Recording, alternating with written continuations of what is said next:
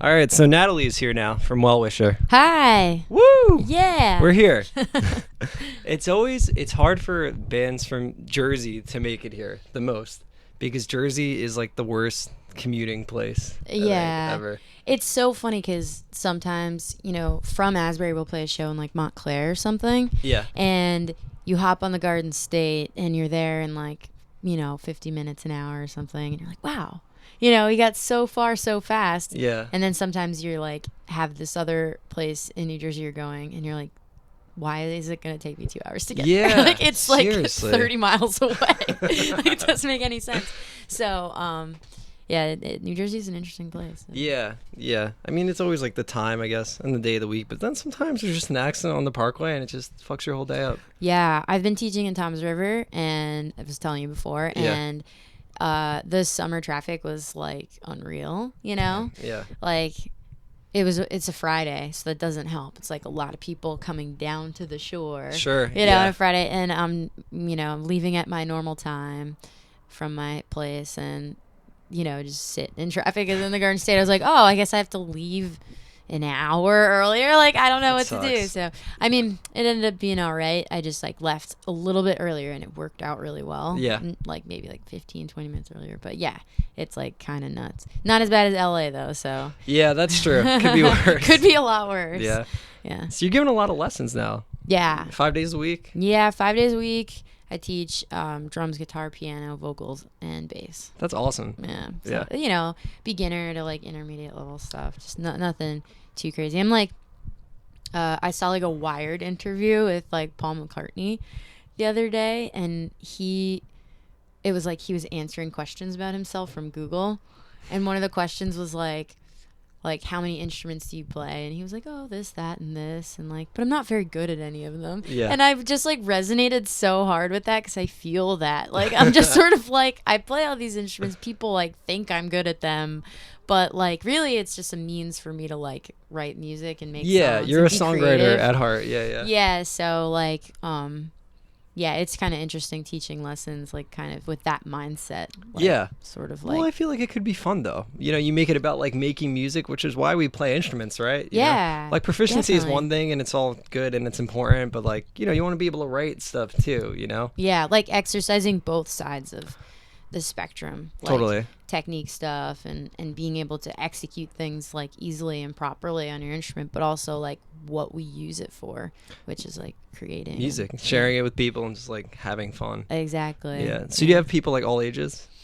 I do. Like I have a couple adult students and a couple students like 7 or 8 Yeah. starting piano and stuff like that. Cool. So, yeah. Yeah, so I was telling you, I teach like elementary school, Mm-hmm. and people ask like, "Oh, how do you play all those instruments? Are you good?" But like, I'm teaching 3rd, 4th, and 5th grade, and I'll tell people like, "Yeah, I play everything at like a 7th or 8th grade level. Like, that's Yeah. I know how to get you started and like make a decent sound." Yeah. But, Yeah, when you're doing like band instruction. band and orchestra. Yeah. So you have to know so much, like trumpet, like Yeah. all the different parts, how they work, reeds, so much. There's a so. lot. I did a lot of Googling my first year. Yeah. It's like I can thought imagine college that. prepared me, but there's just so much to it. Yeah. Where did you go to school? William Patterson. Oh, cool. So Mhm. it was fun. I was a shithead. I just like left early and went to go. I was in Wayne talking about commuting on a parkway. I would always drive back to New Brunswick to play with like Marla Nisha at the time, and like, Yeah. but it was fun. Like Yeah. I liked doing it. I just wasn't very, I was a classical major and I wasn't very about it. Right. But now like looking back and I'm like, oh, a lot of that shit was cool. Like all like atonal like new music and like Yeah, weird sounds. so much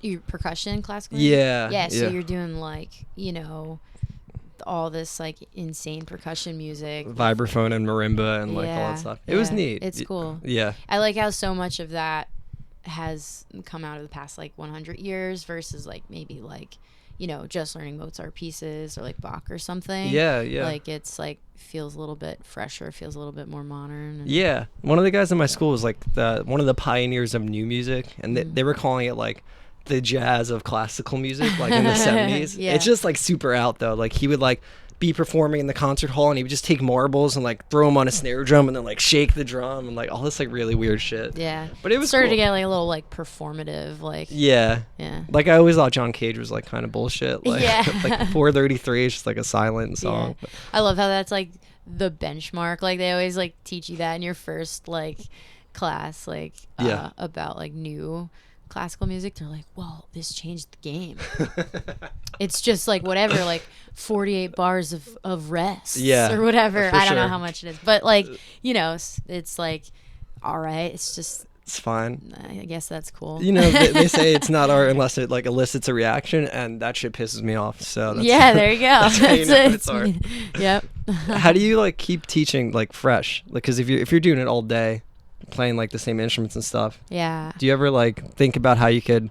Well, 'cause, I mean, the more you're behind your instrument, I guess the better off you are, right? Yeah, I think like whenever that's definitely true. Like I've seen just for myself in the past 5 years, like teaching lessons full time, improvement technique wise for various instruments, and I love teaching voice lessons. Like it's such a great exercise.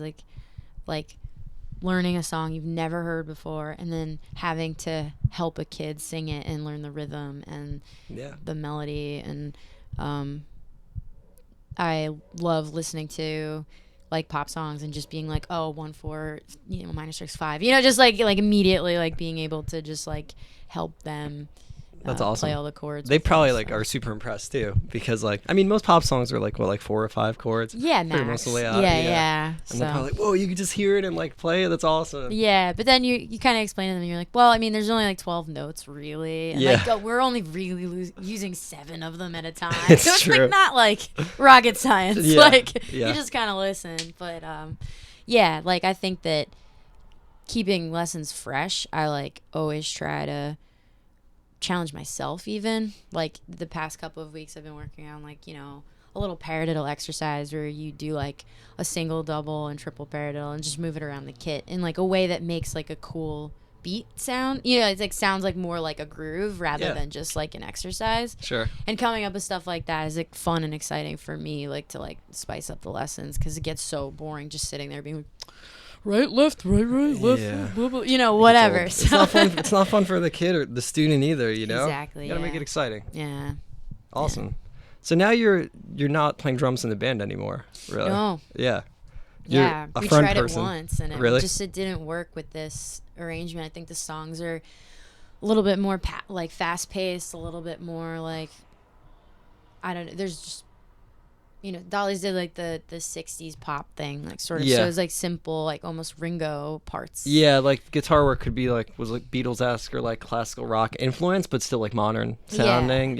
Yeah. So I kind of got away with like playing drums and doing simpler parts, but like in this where it was like a little bit more aggressive, like 90s, Like power pop or like fuzz pop rock, something in that realm. it was just like really challenging and difficult. So it just made sense to stick on guitar. And I've been so fortunate working with the drummers I've like worked with over the past like Mike is the year. dude now. So yeah, Mike Lenardi plays Yeah, with us when now. he's so good. When we played in Philly, I was like, that's awesome. He was killing it. Yeah. Yeah, he destroys, and he's like very a lot of the same ideas like I have about music, like he does too. Like in terms of like dynamics are very important. Yeah. Especially He was suitable for what the songs. Yeah. It definitely worked. And then like we were really fortunate, like Anthony from Milkman, like Tony from Milkman, he worked on the record, so he was the drummer who played on the record. Oh, cool. And he absolutely killed it and came up with like really creative parts, like he always does. Yeah. Like everything in Milkman like is sick. And then before that, we were working with Chris Laporto, who plays with Can't Swim. Like he's the frontman for Can't Swim. Yeah, He's like a ripping drummer. Like he's like so good. Well, he's played for a long time too, right? He played in it's like an old I don't Love remember. Like Pie. Yeah, that's it. Was it? Yeah. Yeah. So we've just been like so fortunate working with people, like I don't know. Yeah. Really talented people from New Jersey. Well, you've always like, I mean, in the past like probably 6-7 years, you've been like really immersed like in like the Asbury scene, right? Like you're living down there now. Yeah, I live in Asbury and I work there part of the week, and it's a cool music scene for sure. And There's so many places. musicians. Yeah, there's so much going on down there. Yeah, It's I mean, great. in any given night, there's like 3 or 4 shows that you could walk to, and I really dig that. And I think sometimes the community can be a little like cliquish, like they don't maybe like leave Asbury too often or something. Yeah. Like, they kind of stay there. Yeah. But like in terms of like playing with people and getting gigs, Yeah. being able to support yourself as a musician, it makes, it helps. That's great. So. Yeah. Well, yeah, it seems like a town where you could like get like solid paying gigs too. So I could see it being like a weird divide in some aspects between that and like, playing all originals and doing like this and like trying to find a happy medium of the two, I guess. Yeah.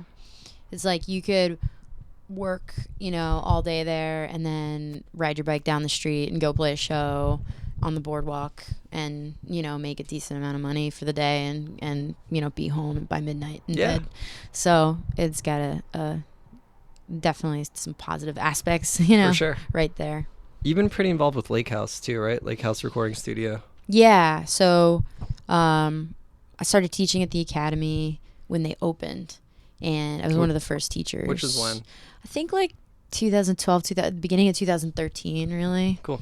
And, I work in the studio like every once in a while and help them out with different things, like when they need fill-in musicians or backup singers and stuff. And it's actually really cool because that's how I ended up meeting and like kind of becoming friends with like the dudes from the Front Bottoms. They wanted a female vocalist like lead in one of their songs, and they were tracking at Lake House, and Eric Romero called me up and was like, hey, like, would you be able to do this? And I was like, yeah, I'm not doing anything. So just like, came by, and you look at the song later and you're like, okay, like 1 million and something plays later. You're like, that's how many people have heard my voice. That's sick. That's so cool that I got that opportunity to do that. So yeah, that's awesome. I didn't even know they'd like recorded there, but that makes sense. Yeah, they did the Rose EP, which was like in between their last 2 full lengths. That's the one you're on? Mm-hmm. Nice. Yep. Yeah. So cool. And Eric like tours with them sometimes now, right? Yeah, he's their touring bass player. Yeah. Yeah, and he's he's been working with them on and off. Like, he recorded that EP and has done some stuff for like their other songs that were on Going Gray. So right on. Yeah, it's cool how many like opportunities can come just from like being around. Like, you were just free that day and like it's like, oh yeah, come through, you're good, you know what you're doing, and like you know how to hang and like do a vocal session. Yeah. And it's all from just like, I think really just saying yes a lot. Sure. Like, I think that it gets scary as a musician. I mean, I don't know if you feel this way, but it's like this feels like this balance between being like, oh my God, I suck at everything, or being like, I'm great. Like, it's like you have to have the confidence to like do stuff like that and know you're going to be okay, but at the same time go home and be like, well, what can I improve on? Like, you always got to be critical. Exactly. Yeah. So I think that I just kind of learned over the past like 5 or 6 years, like as a musician, you just, try to say yes as much as possible to gigs and stuff, because you never know where opportunities are going to lead you and who you're going to meet. And I think that that's like important. Yeah. You've been doing this for a long time too. Long time. I think we all have. Yeah. It's pretty wild at this point. Yeah, like probably like maybe like 12 to like 15 years, most of us. Yeah, right. Playing at this music point. And like playing out, or like starting bands in high school and stuff. Yeah, all that. Yeah, like playing the Chubby Pickle. You remember that spot? No, what is that? That was in Red Bank. It was like I think they still like throw shows there. No shit, really? Or I think it was called like, he was just called Chubbies or something. Like, I remember that. Yeah, okay, yeah. But I didn't know that was short for Chubby Pickle. I don't know. Maybe like that's the new place that they put there or something. Yeah. I don't really know. But just, like playing like all those, daytime shows because you're 15 and all your friends are 15. Jersey shows, matinees, all that shit. Yeah, exactly. Yeah. Yeah. It says something that we're all still doing it, though, Yeah. I mean, what else would we do? Like, I don't know how to do anything else, but like, we're all like still relatively active and like, still making it happen and having fun. Yeah. I think like the hardest thing is sort of balancing that balance act between like making it a huge part of your life and also being able to financially support yourself in New Jersey. It's tough here. It totally is expensive. It's, you have to own a car for the most part. Yeah, if big you commuter are, state. Yeah, especially if you want to go out and play shows. Yeah, Or go to rehearsals and everyone's like, 40 minutes away from each other and shit like that. exactly. So, Yeah. yeah, that's like such an important balancing act that you can like sort of find a medium between both. And Yeah.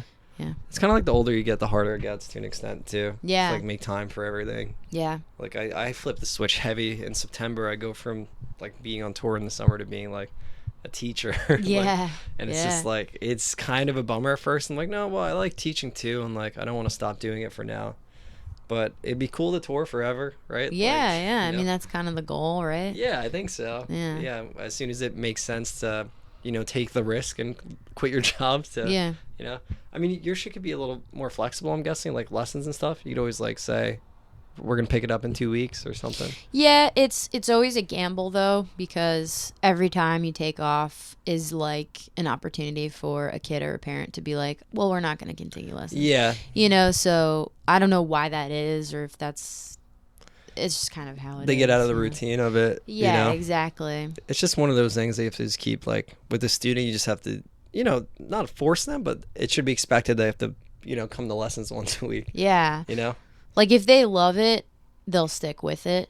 And, but, just like with everything, music isn't necessarily for everybody. And especially when you're a kid, there's so many options for you and your parents sign you up. Yeah, and kids do like 20 different things. Yeah, they're like, well, I actually kind of like, football practice more than this, so I'm not going to continue. So Yeah, it's tough. You can't blame them, but it's better to keep them when you can. Exactly. Yeah, So. it helps me when they want to stick with it, and it also makes it fun and a better lesson if they're like actually invested and into it. Yeah, for sure. Yeah. So you're going out with Well Wisher. You said you had some weekenders coming up. Yeah. So to promote like the record coming out, Which next week it comes out, right? Yeah. Friday, we are doing like 4 weekenders. Well, it was kind of like it's gonna be like 3 weekenders. Like we just played in Philly this past week. You're playing over here, right? Yeah, Grand we had Exchange? the very last day is in New Brunswick, and I think that's on the 14th. It's a Sunday night. Cool. But it should be super fun, and the bands that are playing are great. It's like El Americano, Steve. Oh, awesome. Yeah, I'm gonna it'll try be to a fun come. night. Yeah. 14th, October 14th. Yes. Awesome. Yeah. So, and we're gonna be coming home from Richmond like the night before. That could be a real bad drive. 95, like Yes. DC Richmond traffic. Well, we're planning on leaving that night. Okay, yeah, that's the way to do it. Mhm. Yeah. Yeah, you just DC traffic Sucks. is the worst. Yeah. You're like this 6-hour drive went to 10. You're like in a second. Real bad. Yeah, Yeah, it's because yeah. commuters, or like one time it was like 3 a.m. and there was just like construction on 95 and it just added 2 hours to the drive. Yeah. I'm trying to turn this podcast into a traffic report podcast. So anyone that wants to know where the bad roads are. Yes. It's like if you're in a touring band, avoid DC at all costs. Also, all of like 95 in Massachusetts. Ooh, I didn't Right? know that. Have you ever, like, hit actually, that? Yeah, like headed to Boston kind of? Or? Yes. Yeah. Yeah. That's always like not fun. Not fun traffic. If you're ever playing in Manhattan, insist on using the venue's back line too. Yeah. For the most part. Yeah, you don't want to get stuck with like what do they call it? Like double parking or like I don't know, getting a ticket for something like that. Yeah. And then or even a parking ticket because it's like $70. Yeah. You're like, this venue paid us $70, so that's it, right there. All the here you go, expenses. going right back over to New York City for the bridge. And the yeah, turnpike. You're yeah, fucked. yeah. So yeah, tell me about the new record. It is called "This Is Fine," and is it a reference to like the meme of the dog? Like it is. Okay, awesome. Because I saw the artwork and it's like a doll on fire. Yeah, so I saw the meme. I obviously had seen it before. It's been around for a long time, but someone had posted it, and it was right when Dolly's was ending, and my relationships were sort of up in the air. It was a tough time. Sure. I moved home from where I was living in Asbury with my friend Eric and Lisa. Yeah. And just felt totally like kind of trapped, you know, and a little like Well, that was a pretty bad, like the band ending was pretty heavy. Yeah, it was. We didn't end on good terms, and we were on the road when the band sort of broke up. Oh shit. Actually. Okay. And we did that Richmond to New Jersey thing and hit all that traffic, which was great. After the band broke up? After the band was breaking up. Well, we weren't like sure what was going to happen, but basically the guitar player said, I can't do this anymore. Yeah. He and I had been dating for 6 years, and we broke up in May. So, like the beginning of May, and we were on tour in June. So it was like he just had said, you know, can't do this anymore. So couldn't blame him. You know, it was tough, and we wanted to try to make it work because so many things were going well for the band. Well, yeah, because you'd been a band for a long time too. Yeah. And always a good band, and like starting to get that recognition. I felt like at that point, you know. Yeah, and it felt good, and it felt like we worked so hard for this. Like, we busted our asses playing 3-4 times a week, you know, everywhere and anywhere people would have us play. Yeah. So, you know, it was kind of a rough realization that, you know what, this is just not going to work, and that's okay. Yeah. But I felt like I sort of, like, poured gasoline all over my life and, like, lit a match and just was like, okay. And that's kind of like when I saw the meme of the dog sitting in the house, I was like, that's me. Like, I was, like, just sitting around in my, like, burning house, just like, all right, you know, I did this, and I have to accept that I wanted better for myself. I wanted a better life and be happier. And in order to do that, I had to maybe break some not so great relationships. Sure. I needed a fresh start. And it was like one of the hardest things I've ever done. But one of the things I'm most proud of. Yeah. You know, just sort of reboot at 27 years old, you know? It's needed sometimes. Yeah. You don't want to feel like you're, like, becoming complacent and just, like, okay with how things are when you're really not. And, like, I guess this is it forever, you know? Like, that's what it was coming down to. Yeah.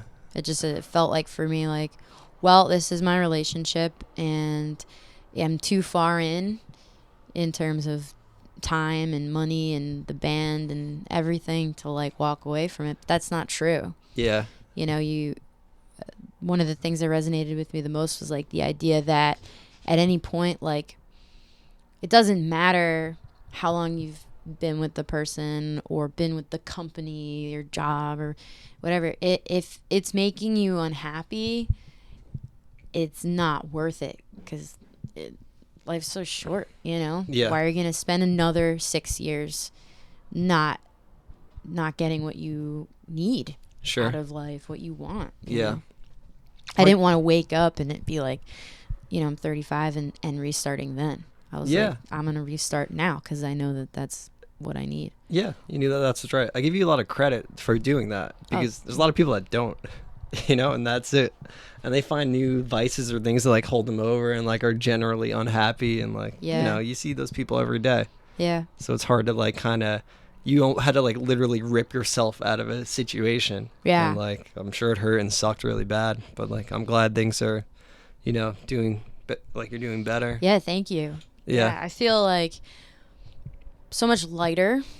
And I think that you probably felt this, too. Like, when you are doing stuff with a band and it's going well, it feels like the most important thing in your life. For sure.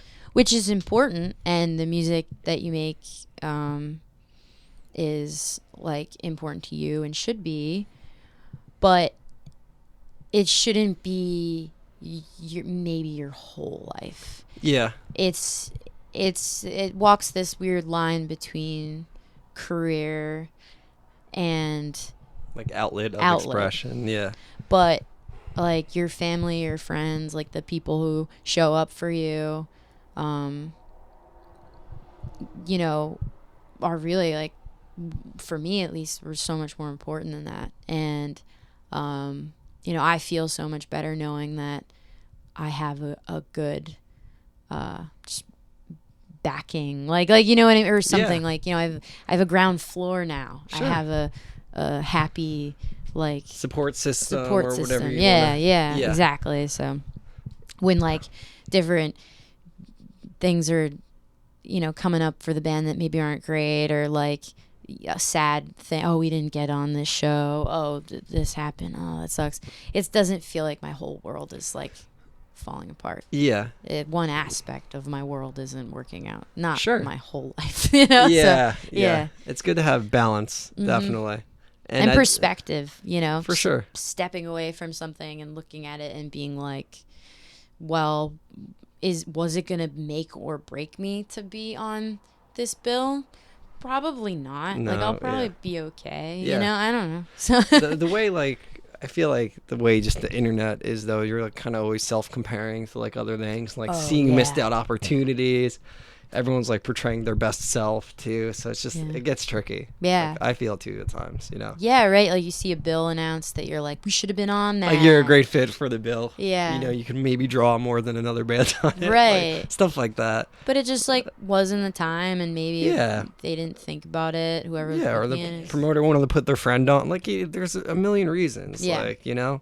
So as long as you just keep doing your thing, you gotta just hope that eventually. Yeah. You know, it works out. You get notice for it. Definitely. And I think, like, I mean, Well Wisher seems like it's already doing pretty well. Like, out of the ashes of Dollies, like, you almost didn't stop. Like, I'm sure you took a little time off, but right away you're back at it. It was I took some time off, but to kind of reflect and write. When we came back from that tour, I didn't tell work I was back, you know. I like kind of had this like 2-week period where I had already taken off and was gonna use that time to sort of like reflect, and I like spent every morning for an hour or two just writing. That's like, for the most part, most of the songs on the album like came from like this like couple of month period. Yeah. And yeah, like it helped me so much, like just like recoup and refresh. But then right after that, it was like, all right, get a band together, you know, start working on these songs. Yeah. I think a big motivating thing was we ended up splitting up the remainder of the tour of any dates that Dollies had booked, which was like stuff into the like fall even. Okay. So like we between Jeff and I, we split up the remaining dates between his solo stuff and Well Wisher. So that put, you know, fire under my ass to get a band together and actually work on some of these songs. You did full band shows by like September? Yeah, I think our first gig was in September. It was like a Making Waves benefit like show for suicide prevention, and yeah, I don't know how it happened, but it did. It was like, I think we practiced maybe like 3 times before the show. But it was fine, and you know, since then it's just been like honing in on the band and the members and what everyone brings to the table, and like what the songs mean and how to portray them the best. And cool. It's been good. Yeah. And you did how was that show in Asbury? The it was like I'm the Avalanche. Who played? Oh, it was Newfound Glory. Newfound Glory, yeah. Yeah, it was interesting. It was like a early like 2000s like band, kind of felt like Bayside, Newfound Glory, but I mean, they are still incredible bands. Yeah, they're both pretty relevant still. Yeah, like, you know. and their fans are awesome and like super nice people, very welcoming. Cool.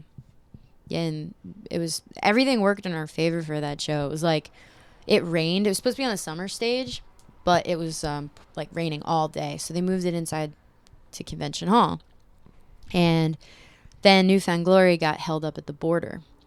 So, the Canadian border. So they ended up pushing the whole show back. So when people were showing up for maybe some of the later bands, we were going on. Yeah. So it was like most amount of people got to see us. That's great. And walking around in Convention Hall, like thinking like I'm about to play this stage that Led Zeppelin played, the Beach Boys. Yeah. You know, just like insane stuff. You're just like, all right, this is cool. Yeah.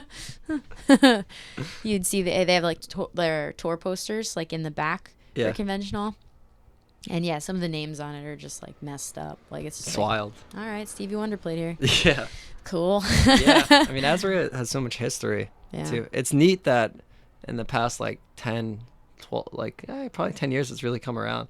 Yeah. Remember it used to be on like Weird NJ? Yeah. Like, this abandoned ghost town is haunted. Yeah. This abandoned town by the sea. Yeah, there's like a picture of like the Asbury like Wonder Boy, like the whatever that thing is on a building. Tilly? Yeah. Yeah. Like, all super faded and like Yeah, creepy. Yeah. He is very creepy. It is like people weird. wear him on shirts and stuff. Really? And oh, there's also like one artist who turns Tilly into mermaids. That's cool. Same creepy ass face though. Just like so. I can't get behind that. He's too scary for me. Yeah, it's weird. I remember being a kid and being like, "Wow, that place looks really scary." Yeah. I hope I never go. Yeah, I mean it's a double-edged sword because it's like up and coming and has been for a little bit. Yeah. And, you know, then we get these insane developers that like they just built this like crazy tower by the ocean, and I think a studio apartment there is $700,000. Oh my fucking god. A studio apartment. I That's mean, insane. it's right on the beach Yeah. in a cool area. Well, now it's a cool area. Yeah. Exactly, but yeah, just like I can't. $700,000 for a studio is woo. Yeah, it's pretty Pretty nuts. Yeah, it's tricky because it is nice to see all those venues pop up. Yeah. You don't want to feel like, you know, the place is losing its integrity, I guess. I don't know. Like, Yeah. if it feels like everyone's getting pushed out because rent's going up, then it's an issue, I'd say. Yeah. You know? How do you feel about, like, the lanes reopening? I was like one of the people who like wasn't I was just happy that it was going to be a thing again. Yeah. And I was excited for the caliber of show that was being brought there. Yeah. You know, cooler acts coming through. It's different, too. They're booking different shows there now. Yeah. Kind of more like, because it's a nicer place now. And, like, yeah, like, more music venues is a better thing, ultimately. Yeah. I guess regardless. I know, like, there's some weird things about the owners. Or, I don't know. I've heard weird things. Yeah. But they're booking shows that's, like, for our age of people, but like people who kind of stopped listening to music, it feels like 5 years ago, like the Thursday reunions, like stuff like that. Like I feel like Bayside would play there or something. Yeah. I mean, but there are a lot of shows there. Yeah. You know? We saw Phoebe Bridgers play, which I don't know if you. She's like an up and coming like kind of almost, how would you say it? Gloomy songwritery esque like type of song, but like really high caliber songwriting, like awesome. I think she's on Ryan Adams' label. Yeah. But that was awesome. I'm trying to think of some of the cooler shows that came through too. Like Kurt Vile played there. Yeah. But yeah, it's sort of like you'd probably have to go to either Brooklyn or Philly to see some of these acts coming through. So it's cool that it's like in New Jersey. Totally. And you know. Bands will often pass up New Jersey on their tour. Yeah. So it's better there than not in Jersey at all. Yeah, that's how I felt. You know, I tell this story a lot because I guess I you know, people ask a fair amount because Dolly's, you know, played the old lanes. That was like our second home apart from New Brunswick. Like we'd play the lanes all the time. Yeah. I walked in to the new spot. And, you know, on the outside, it looks pretty much the same. Like, they kept all the art. They kept a lot of the same stuff. But you walk in, and it's like an IKEA, like... Yeah, it's way ad or something, different. you know? It's so different, yeah. So I kind of got a little emotional. Like, I was sort of like, I don't know why, but I want to cry. You know? Like, it was like that weird moment. It's sort of so different. It has, like, a TGI Fridays vibe kind of now. Yeah, like, right? Like, fun and very clean. And I get the sentiment where, like, the old crowd felt like they helped build that place because there was like a community there and there's a scene and all that, and then it was kind of just ripped away. Yeah. You know? So I get that it definitely sucks. Yeah. But I mean, it's still a venue. I don't know. Yeah, I think like what they should have done is like change the name probably. Sure. Yeah. Like if they had rebranded it completely, Yeah. I feel like then it wouldn't have hurt, so many people in the community as Yeah. badly as it did. But the fact that they kept it the Asbury Lanes and like sort of like made it sound like it was like going to be the same thing. Well, took over the same social media handles and all that, and just kind of Exactly. like revamped them. Yeah. Yeah. It just sort of felt like a little bit of like a stab in the back or something. Yeah. So Also, like those people lost their job that were working there. Yeah. Same with like when the Court Tavern closed, like however many years ago. yeah. It's like that sucks. Same vibe. It's like, you feel very attached to a place and you feel like you've provided patronage, and not only patronage, but for like musicians, like your work, like your drive and energy and passion, like playing music and having people come to the show and putting on good shows. So yeah, it's a hard bond to break. Well, yeah, like you said, it felt like home, like a second home, Yeah. So for that to be taken away, Yeah. for business reasons. I mean, at the end of the day, the owner sold it, right? Like, the owner at that time got bought out, and now it's open again. Yep. So it seems like House of Independence is doing a lot of the more like punk shows too that the Lanes was doing. Like they're kind of figuring it out down there. I feel they've taken on definitely more of a role in the past year or so, like for the community. Yeah. Being open to having shows. I mean, it's also a little bit of a smaller cap there, I think. At House? At House, possibly. I think it's 300, I think. It's 300 when the seats are pulled, but it's 5 with, like, the seats, like, it's, like, basically like, almost like bleachers, Oh, yeah. I forgot about that. So, but I think the Lanes is bigger. I don't know, maybe 800 or so. Yeah. So, yeah, like House is sort of like this middleman between maybe like the Saint and some other spots in town, the Wonder Bar, and like the bigger venues. So, yeah, they've been great, and definitely treat artists well and stuff, which is nice too. Yeah, like, totally. Sometimes bigger mid-level venues will have a sort of air about them, and when you're a local band coming in, they're sort of like, whatever, what, you want a beer? No, how many tickets did you sell?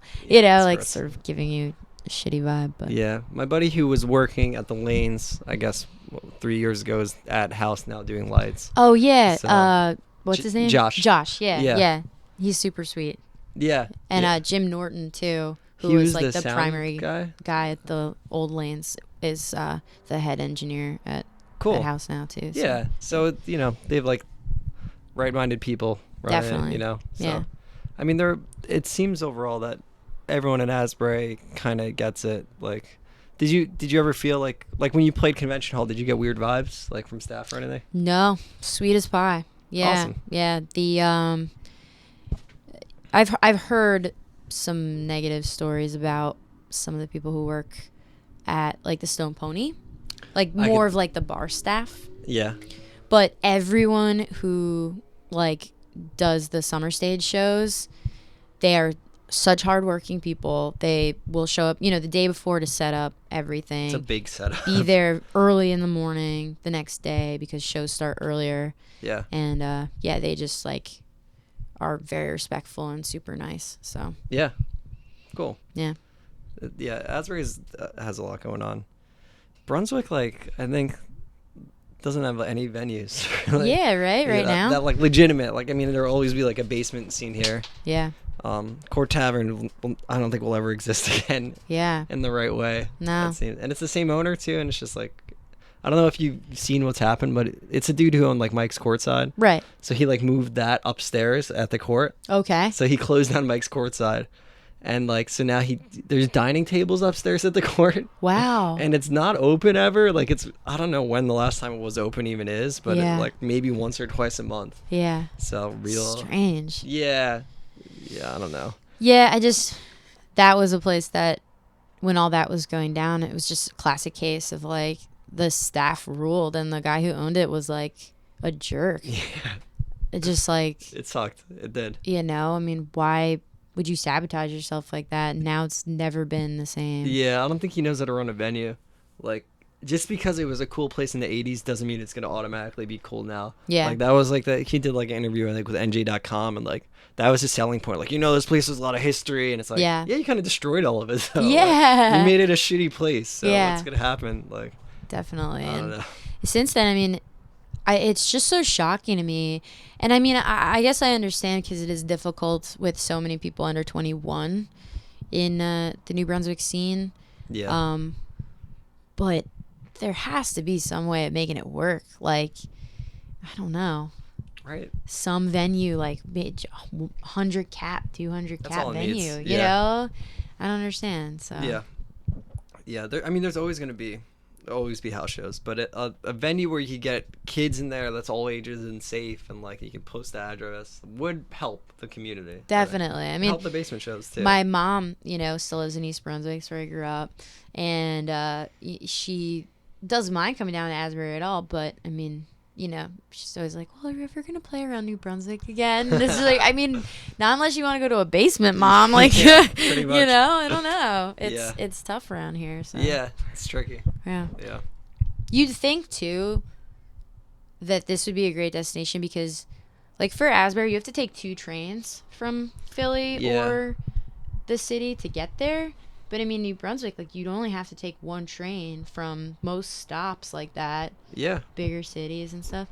It makes sense that there would be like some kind of destination, cool venue in town, but I don't know. I think it's the hard town. It's college town. Rent's expensive. A lot of landlords are greasy. It's Yeah. just like, Yeah. it sucks. A lot of But, different factors. Yeah. I mean, who knows? Hey, you want to start a venue? I mean, I'd love to. It's been like a talking point. Whenever someone from like New Brunswick comes on, it always ends up like, yeah, change is just falling out of my pocket. It always turns out like, yeah, it really would be cool to have an all ages space in New Brunswick. And it's like, well, what do we do? Like, how do we make it happen? And we're all like struggling and trying to do our own things. And, Yeah. like, the idea of like investing into something that, like you said, like greasy landlords, like high rent, high taxes. It doesn't make sense, Yeah. I would love to eventually. Yeah, right? It'd be awesome. Yeah. It's just who knows? I have no idea how that stuff works even. Do they still have shows in the West ever? Or? They do. It's only shows they want to run, which I get because it's their place, and I think they're like kind of trying to get out of there. I think Phil has mentioned he's like trying to like kind of move out of there because it's a lot, I think, to maintain. But they'll probably have a show every 2 months at this point. Yeah, cool. And it's cool. It's a lot of like exploding in sound-esque bands, like Right. alternative rock. Yeah. In the truest form. Yeah. I feel like. Yeah. But yeah, it's a neat spot. Yeah. And they still like record and have rehearsal spaces there too? Yeah, I think so. Yeah. I'm not sure how like active. Last time I was there was probably like 4 months ago, and he was like, yeah, we're mostly just doing like repairs and rehearsals now. He's not like recording too much, but Phil will take any job that gets thrown his way. Yeah. And like do a pretty good job. So. Yeah. Yeah. Resourceful human. Yeah. Excellent human. Yeah. Always like just building shit and like very hands-on, which is like what you need to have a place like that, Yeah. like they kind of built it themselves. Yeah. When it was first, because we sublet like there right from the beginning, and it like looked nothing like how it is now. Yeah. Like they painted all of it. They like added doors and hinges and like soundproofed everything and Yeah. like control panels and like help build stuff. So Yeah, that's the biggest thing is just like being able to DIY stuff like that. Like Eric Romero, like my old bandmate and like engineer and producer, I guess now. Yeah. Like, did he do the new record? He did the new record. He, we met a couple times, with the songs and demos like beforehand, and sort of like little tweaks or whatever he thought, and then we rented an Airbnb in the Poconos, and we basically like loaded up, I think, like 2 big trucks and like my minivan and like another big car, and took all of his equipment to the Poconos pretty Wow. much. Yeah. Yeah. So it was like a full like 16 track console and like super nice rack gear and stuff like yeah. that. Wait, you tracked up there? Yeah. Oh shit, that's awesome. Yeah, so it was kind of a cool story. Like, it was an idea we were throwing around that we wanted to do. And I hit up, like, the very first Airbnb that I saw that made sense. Like, had open floor plan, like generally like, you know, space to actually set up and play. Sure. I contacted them beforehand because I didn't want to like just show up there with like all this gear and be like, hello. Like, yeah. By the way, we're by doing the way, this. like I'm not vacationing. Like, so I emailed him and he was like, oh, are you Natalie, like from Dolly's? And I was like, yes, I am. And he was like, that would be sick if you recorded here. Wow, that's awesome. So that's so cool. Yeah. He was stoked on it, and we had like not a single problem like the entire time. Like I thought, oh, making noise at night's gonna be bad. Like neighbors are gonna show up or something. It was excellent. Great awesome. Recording experience. Yeah. We were there, I think, for like 5 days. Cool. And fully tracked the whole record except for lead vocals, which we did like at home. Yeah. And it went great. I was imagining in my head, like every negative scenario that could have happened, I thought of. I was like, you know, neighbors, like, or like we blow the electricity. That's what I would worry about too. Or like we're in the middle of Poconos, like bears just show up, like anything. Like I was imagining any situation. Yeah. And it went really well. So yeah. How was it having like 5 uninterrupted days recording? It's the best way to record. Yeah. You know, at this point, like you probably feel this too. Like you've tried a lot of different things, different studios, you've been here or there, tracked yourself, you know, and the way we did the last Dolly's record was like that. We were in a studio space in Kernersville, North Carolina, that is like a compound. It's like, you know, they have the studio and then they have a separate house where the band stays but still on the property. And we did like a week there, and it's just the best. It's like you're so focused, you're so in it. It's like you wake up, have coffee, you know, go to track. Yeah. Stop for a second, have lunch, talk for a bit, track, have dinner, hang out, talk, have a beer, go track. You know, so it's like just very efficient, and you feel you're just like, you know, phone off, like you can focus completely on exactly music. No work, like you're not like, oh well, I'll be there, but I'll be at work till 3, and then you know, I hope I don't hit traffic, and maybe I'll get there by 5, and we can track till 8. You know, it's none of that. Just that's awesome. When in Engels did like I guess the EP we just put out, which we tracked in May, and it was my spring concert. It was literally like my spring concert was Monday. Like we started drums I think Friday. So it was a crazy week at school because I'm getting my kids ready. It's the end of the year. It was the last time they played for the school and their family. We played Uptown Funk, so it was cool. But yeah, it was fun. The whole school was singing along and all that. But yeah, it was like I literally left the concert at 8:15, got to the studio 9, and stayed at like 1:30 a.m. Then went back to school the next day, and it's just like 5 days. It was just like eating shit every night. Yeah. And like ultimately, like it came out fine, but like it would be awesome to just only think about the songs. You know? Yeah, and the performance of them. It's like I find myself talking more and more about preparedfulness, like as a concept and idea. It's like, you know, at this level, like for a musician, it's like it doesn't just happen. It's not like this magical thing. It's like, I just like show up and then it's great. Yeah. It's like, no, it's like you practice, you make sure you drink enough water, you know, whatever you do to prepare yourself. It's like those things are so important, and like part of it is taking care of yourself and your body and stuff. So it's like if you are able to like have that headspace of just like, this is the only thing I'm focused on, and you know, no other influences or factors, it's like that it helps so much, I think. For me, maybe I'm just a very distractible person too. So well, I think as a songwriter, it like you're like the primary songwriter for Well Wisher, pretty much. Yeah, I think it matters, you know, especially like as a singer too. Like you have to be there and like, you know, nailing your parts and all that. Definitely, so, yeah. And also, I think like a lot of decision making was kind of left up to me because my bandmates are literally the nicest human beings on the whole planet, and like, you know, when it comes down to it, it's like no ego. Like no one has an ego. So it's just sort of like, well, I don't know, just do whatever you want.